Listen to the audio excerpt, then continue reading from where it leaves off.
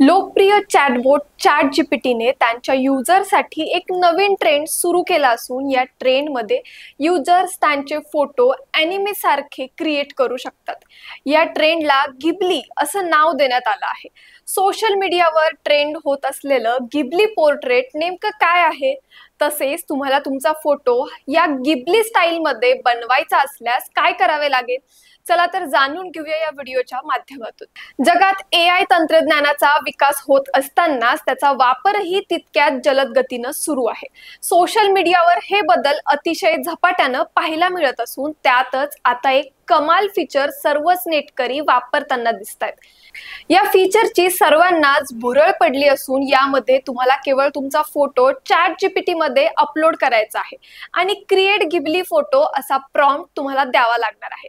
यानंतर अगदी काही क्षणातच तुम्ही अपलोड केलेल्या फोटोचे अॅनिमे व्हर्जन तुमच्या समोर येणार आहे।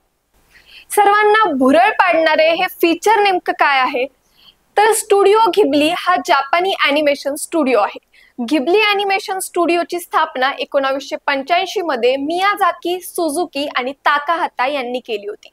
गिबली आर्ट भावनिकरित्या तयार केलेल्या स्टोरी लाईन आणि हाताने काढलेल्या ॲनिमेशन कॅरेक्टरचा संदर्भ देते। स्टुडिओ गिबली हे एक इमेज जनरेशन टूल आहे। ChatGPTच्या वैशिष्ट्याद्वारे युजर्स त्यांचा कोणताही आवडता फोटो, चित्रपटातील फोटो किंवा कोणताही लोकप्रिय मीमला स्टुडिओ गिबलीच्या फोटोमध्ये रूपांतरित करू शकतात। पण ChatGPTच्या या सर्व्हिसचा फायदा घेण्यासाठी तुम्हाला पैसे द्यावे लागणार आहेत, कारण गिबली फोटो तयार करण्यासाठी तुम्हाला ChatGPTचे पेड व्हर्जन खरेदी करावं लागणार आहे। ChatGPTचे हे नवीन वैशिष्ट्य फक्त तेच वापरू शकतात ज्यांच्याकडे ChatGPT प्लस आहे। जर एखाद्या नवीन युजर्सने हा AI जनरेट वापरायचा असेल तर या सुविधेचा लाभ घेण्यासाठी त्याला दरमहा $20 द्यावे लागतील। ChatGPT मध्ये स्टुडिओ गिबली सारखी इमेज तयार करण्यासाठी can U turn this image into a Ghibli style photo, show me in a studio Ghibli style, how would Ghibli sketch my feature असे प्रॉम्प्ट तुम्ही वापरू शकता।